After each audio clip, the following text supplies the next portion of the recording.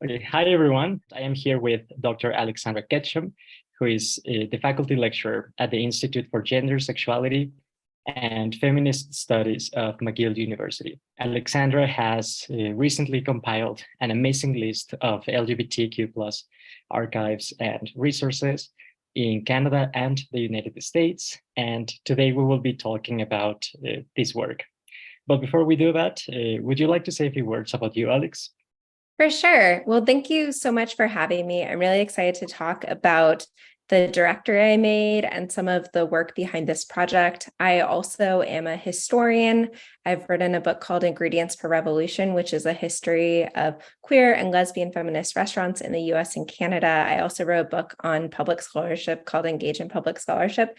And I'm really interested in queer history, feminist history of really the US and Canada from the mid 20th century to present day. Wonderful. Could you tell us a little more about how you became interested in compiling a list of LGBTQ plus archives and resources? What were the needs of your original project? And what sparked your interest in making this list? For sure. So one of the kind of underlying driving forces of any kind of research project that I do is that I don't want people to have to repeat the same process. I want to create something that other people can build on. And so I first started making this directory just for my own personal use. I've been working on a new book project looking at how different LGBTQ organizations in the US and Canada around the mid 90s, around 1995, had to move online very quickly and learn the skill sets to do so. And through my archival research for that project, I've relied a lot on printed out emails. And during that period from the mid 90s to early 2000s, a lot of people were printing out every email they got. We weren't sending as many emails at that time. So it was something that was feasible to do. And people put these emails actually into archival folders, sometimes in subject, and vertical files, sometimes within a certain collection. And so because I've been depending so much on printed emails, I started to think about, what about what's happening now? People don't really tend to print emails that much, but even if an archive or individual who has their own collections keeps their own emails, maybe on their Gmail account or Hotmail account, they're not necessarily sorting them, they're not necessarily saving them, and that information isn't necessarily available to researchers. So I know that the kind of move to the digital has been a huge question for archivists, for librarians, for records managers for a while. And I wanted to kind of get a more comprehensive view of how LGBTQ Two-Spirit archives in particular have been thinking about email management and archiving of emails.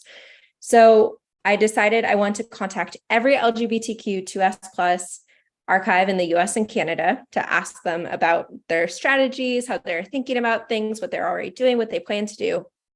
And in order to contact all of them, I needed to have a list of all of them. And there had been some previous lists that I know we're going to talk about, but there hadn't been anything that had been recently updated that was publicly available. So I needed to make this list for myself. And once I started to make this list, there was a lot of interest in it. And I wanted to make that available. So I started off with making just a tiny URL link, but that won't be readily searchable for other researchers in the future. So then I decided to buy the domain name lgbtqarchives.com and put those Google spreadsheets that I made so I can easily update them on the website so other people can make use of these resources. That's wonderful, and I really appreciate how you say that.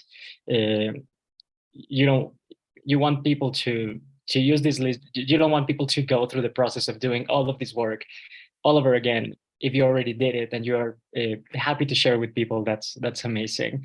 As you mentioned, there have been earlier projects that are somewhat like yours, a little similar. And in your list of resources, you specifically mentioned the Lavender Legacies Guide.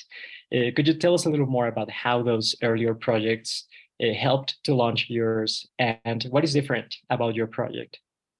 Definitely. So I've relied on the Lavender Legacies project in the past. It's part of the Society of American Archivists, and they had multiple versions. The last update was in 2012. And when I was doing research actually for my feminist restaurant project, that was my doctoral work and the later book, Ingredients for Revolution, I really relied on that list to see where LGBTQ archives and also LGBTQ collections were housed across the US and Canada. So that project is a little different because it doesn't distinguish between archives and then collections at larger archives the way that my list does. So if you go to lgbtqarchives.com, you'll see that there's two different spreadsheets. One is basically LGBTQ 2S+ specific archives. So oftentimes these are community archives. Some of them are independent archives. And there is an exception if it was once an independent or community archive, but now it's housed at a larger university, because sometimes that happens. The people organizing the archive pass away, or they aren't able to financially support it, or they burn out, or for whatever reason, and they move the collection to a larger university.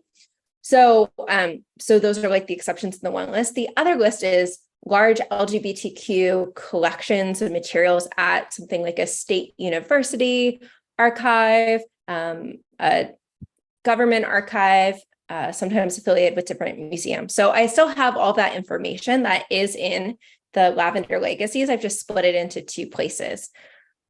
Trying to create that definitional boundary is really difficult because, like I said, what happens when a community archive now is part of their materials, they're now part of this larger university archive.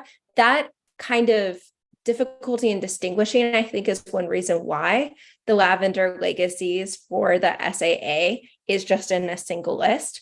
And I talked to Marika Seafor, who was part of the 2012 revision of the Lavender Legacies, about why they kept it in that way. And they said they're just modeling it off of the earlier version, which didn't distinguish between the special kind of community archives and collections elsewhere.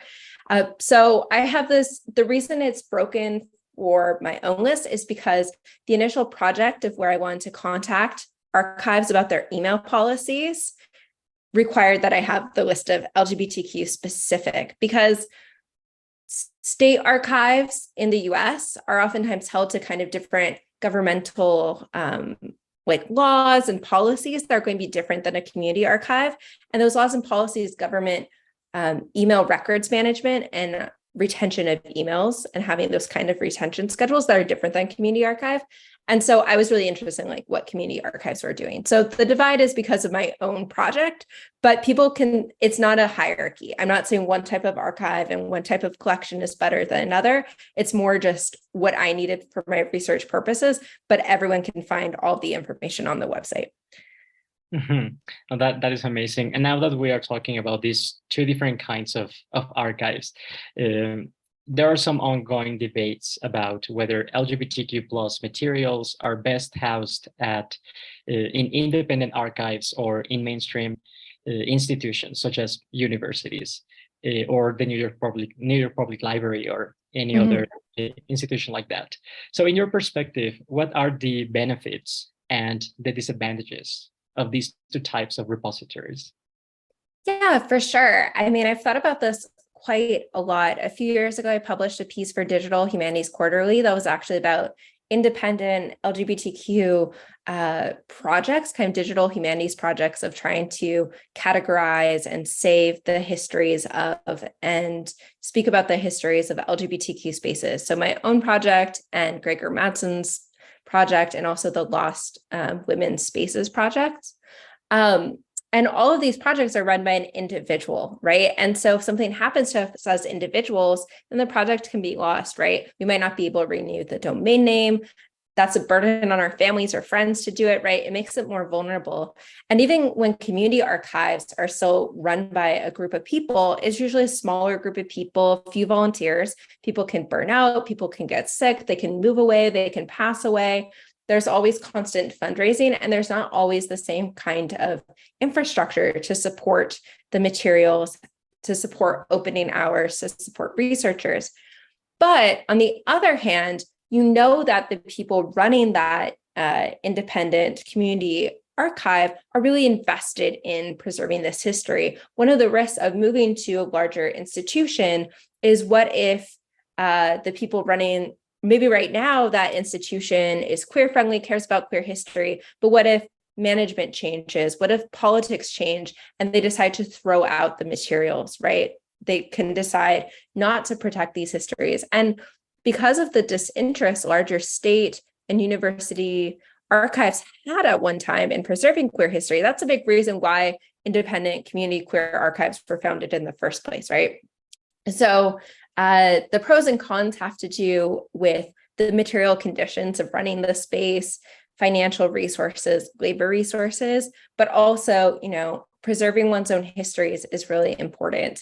I think some of the projects that can be really successful are ones that still have the community really actively involved in the management of the materials, but are able to make use of the larger institutional resources, right? So sometimes it's that, like I said, sometimes a community archive will move into a larger university. And so they still have some control over the collection, but they don't need to deal with monitoring the humidity in the room. And they don't need to deal with having a plan for if the room floods or keeping track of researchers and stuff like that. So again, I don't think it's really a hierarchy that one is better than the other. There's just pros and cons to both. And I think it's something that we're going to have to continue to navigate, but also changing political situations always put this up in the air too.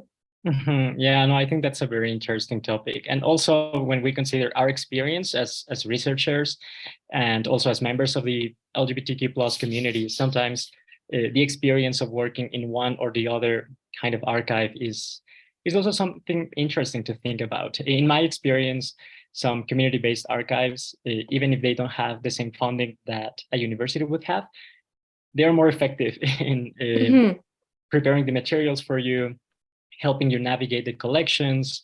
It's just a different way of doing research in those spaces, and I really value that community-based kind of organization. Definitely. Can I speak to that for a second? Yeah, please. Yeah. I also want to speak to my own experiences in archives. I really find that a lot of times the community archives, they really know what they have. I mean, there's exceptions to that too. Sometimes I've had the experience where it's a community archive in an attic or a basement, and they're like, here's the key, let us know when you're done, because they don't always know. And so there's a bit of freedom there, but oftentimes there's a great care of the materials. There's a lot more of kind of a welcoming vibe when you're there. It's a little less formalized. Oftentimes, this isn't the case with every community archive, but I know that sometimes when people enter certain university archives or certain state archives or institutional archives, there can be this feeling of gatekeepers. Oftentimes, there's a lot more surveillance. You might need to leave an ID card. Some of them require the use of gloves, even when actually that might not be the best archival practice because you could tear the paper. But, there's these different kinds of barriers. People might feel surveilled in a different way. So there are some amazing university archives that are doing things to invite community members in, have public events, and that kind of outreach is so important. And something that I try to actually bring to the McGill University archives and special collections of having students come in, having public events where people no longer feel scared because normally they have to be buzzed in, like it's a locked door. And I want to break down some of those barriers while still making sure the materials are, preserved and taken care of. But it can be a really different experience. And so for anyone who's listening, who's had a bad experience at one of those university or institutional archives, I do encourage you to maybe try again at a community archive, because I think you'll have a different kind of experience. Mm-hmm. Yeah, I totally agree. Alex, you have invited people to contribute to your lists. Could you share how many contributions you have received, and how did you decide whether to include them in your list? And also, could you tell us how can people submit their requests for additions to the lists? For sure. So there's been about 30 people that have reached out. So in different ways. So when I first started making the list, I shared it on a few different listservs like the ARCAN L. I shared it in Facebook archivist groups. I also shared it through social media on Instagram and Facebook and Twitter, just spaces where I know of other archivists. I had people retweet it and share it so that way others would see it. Some people, I encourage people to send me direct messages, to email me. I made my email readily available. And I also enabled the comment feature for people to leave a comment. And fortunately, no one used it to troll or dox the project. I think because while sometimes public projects then invite public comments do draw cyberbullying and homophobic and transphobic comments, the kind of topic of archives is niche enough that I was fortunate not to get any of that. And pretty much everything everyone sent me was useful and related to the project subject matter. It tended to be a lot of archivists and historians and librarians and researchers and different kinds of volunteers who just sent me information about their own collections or archives or projects. I also, because there's so much interest, that's a big reason I also put it online, and made the website. But I also got a few folks who just sent me stuff that wasn't related to the geographic focus of the project. So while I really appreciate those emails, it's really focused on the US and Canadian ones. The reason is because that's what my project was looking at, and also just for the feasibility. So if anyone is interested in taking all of the information off of my spreadsheets, please feel free to do so and plop that into another database of worldwide LGBTQ archives. I'm not trying to gatekeep this information. Please credit the work. That's an important practice. Citation is a political practice, but it's, I'm just doing this to make it easily available so other folks can do their own research, find information to contact archives. And I continue to update things when people send them to me. I mostly was getting emails and DMs and stuff right when I launched the product a couple months ago. But anyone can reach out. If you go to lgbtqarchives.com, information to reach me is there. I'm also really easy to find online. alexketchum.ca is my website. You can find my email. So if you check the list and you don't find something listed, please let me know. Also, in the directory of other resources, I included things like oral history projects. I'm grateful to the LGBTQ oral digital, oh my gosh, I'm going to mess up the name, Digital Collaboratory Oral History List too. I included those resources as well, so people can make use of those oral histories. That's wonderful. And Alex, one final question. What is your greatest hope for the future of this project? So I hope, so I was able to distribute the questionnaires for the initial kind of email project. I was able to distribute the questionnaires and had about a 40% response rate, which was pretty exciting. And so I've since collated that information and shared it with the archives themselves, asked if they're okay with how I've represented them, but also the archives have been able to benefit from learning each other's strategies, which has been great and was one of the goals. I only publish on the piece. It'll be open access. I'll make sure that's the case. And I hope that this project, the email part of the project, inspires different community archives, so LGBTQ, 2S ones, as well as other archives focusing on histories of different marginalized folks to be able to benefit from that, and also to help researchers think about their own methodologies in using emails, because I know for me, emails have been such an important resource. For the website itself, I think I bought the domain name for 10 years, so hopefully I'll just renew it and be able to add things from time to time. One of the challenges anytime someone makes a directory or list that's about ongoing projects is that it becomes out of date the moment you publish it, right? Because things are always changing. New projects start, projects end. So I hope that I can continue to benefit from community feedback to add things about closures or openings over time. And I really just hope people can make use of the resources. I got into doing this directory also because I started building directories back in 2013 for the Feminist Restaurant Project. And, I'm done with that project. Basically, the book is out. I've published a lot on it, but people still continue to send me new feminist restaurants or ones I never heard about from the 70s. And I continue to add. I literally added something this morning that someone sent me. And no project will ever be fully complete. And I just want people to take the archives directory and the feminist restaurant directory and continue to use that for their own research and do work that I wouldn't have been able to do before these directories were possible. And yeah, so I hope it's just a piece of the larger puzzle of documenting queer and feminist histories. That is amazing. Thank you so much for your time, Alex. It was great to hear about the project this project or the work that you the things that you're currently working on.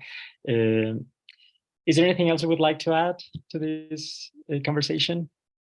I just encourage people to reach out. Happy to talk about the project more. And this question of what to do with emails, how researchers can use emails, I think will be an interesting one for the future. I think it's going to be one of our new historical methodological challenges as more and more people are starting to study the 90s to present. Mm-hmm. Well, we definitely have a lot to think about. And thank you for making this list available. I think it will be of great use for everyone, people doing research or people who are just interested in learning about queer archives or the histories of their communities. So that's something really wonderful that I think you're doing. Thank you again for your time, Alex. Thank you so much. And thank you to all the amazing archivists who also preserve our history, because they're doing such important work. So I can't thank all of them individually, but thank you to the hundreds and thousands of folks who volunteer and work at these spaces. Absolutely. Thank you. Thank you to them. Thanks.